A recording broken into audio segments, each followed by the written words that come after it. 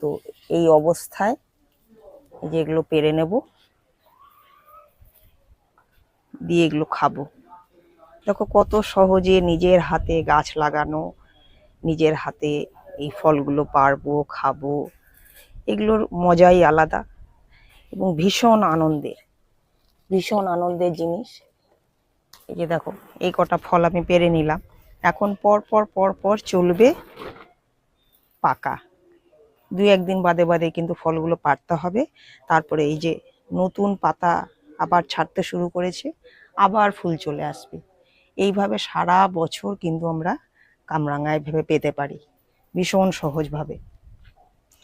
এই যে দেখো কিছু ফুল লাগিয়েছি সুন্দরভাবে, এই যে ফুলগুলো ফুটছে, কত ভালো লাগে। ভীষণ সহজভাবে এই জিনিসগুলো আমি করি এবং এগুলো আমার নিত্যদিনের সঙ্গী।